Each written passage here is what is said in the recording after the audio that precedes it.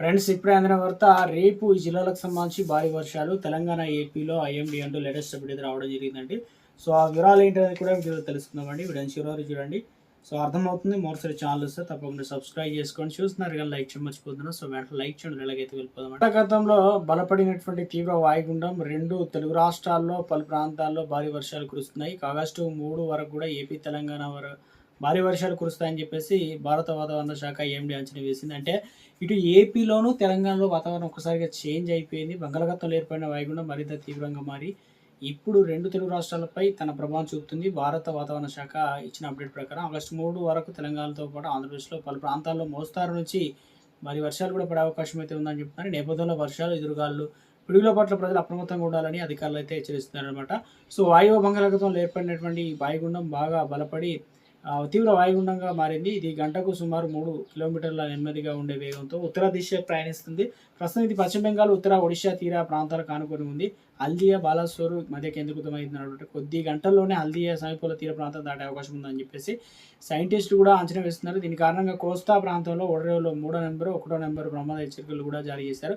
So వాతావరణ శాఖ తెలిపిన వివరాల ప్రకారం ఆగస్టు 3 వరకు తెలంగాణలో చాలా జిల్లాల్లో భారీ వర్షాలు, ముఖ్యంగా ఉత్తర ఈశాన్య తెలంగాణ జిల్లాలో ఆదిలాబాద్, కొమరంభీం, ఆసిఫాబాద్, ఇక మంచిర్యాల, నిర్మల్, జగిత్యాల, జయశంకర్, భూపాలపల్లి, ములుగు, భద్రాద్రి కొత్తగూడ ప్రాంతాల్లో అక్కడక్కడ కుండపోత వర్షాలు పడవచ్చని చెప్తున్నారు. మరోవైపు హైదరాబాద్, గ్రేటర్ హైదరాబాద్ రాష్ట్ర వ్యాప్తంగా తేలికపాటి నుంచి మోస్తారు వర్షాలు పడే అవకాశం అయితే ఉందంటారు.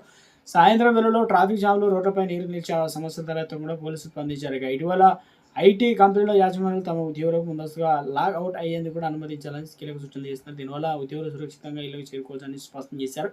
తీవ్ర వాయుగుండం తన దిశను మార్చుకుని ఉత్తర వైపు వెళ్లడం వల్ల అనుకున్న స్థాయిలో భారీ వర్షాలు పడడం లేదని, అయినప్పటికీ అల్లూరు సీతారామరాజు, పార్వతీపురం మన్యం, పోలవరం, కాకినాడ, ఉభయ గోదావరి, ఏలూరు జిల్లాలో ఉరుములు, పిడుగులతో కూడిన మోస్తారు వర్షాలు కురిసే అవకాశం అయితే ఉంది. శ్రీకాకుళం, విజయనగరం, బాపట్ల, తిరుపతి, శ్రీ సత్యసాయి జిల్లాలో చదురుమరు జల్లులు అయితే పడవచ్చని చెప్తున్నారు. అయితే రాష్ట్రంలో ఇప్పటివరకు 50% వర్షపాతం నమోదవడం, ఎల్లులో ప్రభావం స్పష్టంగా కనిపిస్తుందో. వ్యవసాయానికి సరైన నీరు లేక అందక రైతన్నులు ఇబ్బంది పడుతున్నారు. ఇక వర్షాలతో పాటు రెండు రాష్ట్రాల్లో గంట 30 నుంచి 40 కిలోమీటర్ల వేగంతో బలమైన ఎదురుగాలు వీచే అవకాశం అయితే ఉంది. అందుకే సముద్రం అలజడిగా ఉంటుంది. బుధవారం మత్స్యకారులకు వేటకు వెళ్ళకూడదని అధికారులు ఆంక్షలు విధించినట్టు చెప్తున్నారు. ఉరుములు, మెరుపులతో ఎదురు గాలు వీస్తున్న సమయంలో బయట ఉన్న వారు పొరపాటున కూడా చెట్ల కింద కావచ్చు, విద్యుత్ స్తంభాల వద్ద, ఇక ప్రకటన హోల్డింగ్ నిలబడవద్దనమాట. అక్కడ కొద్ది రోజుల్లో వాతావరణం అస్థిరంగా ఉండబోతుందని చెప్తున్నారు. అత్యవసర పనులు తప్ప వర్షం పడే సమయంలో బయటికి రాకపోవడమే మంచి అన్నమాట. వాహనాలు రోడ్లపై వెళ్ళేవారు చెట్టు కింద ఆగకుండా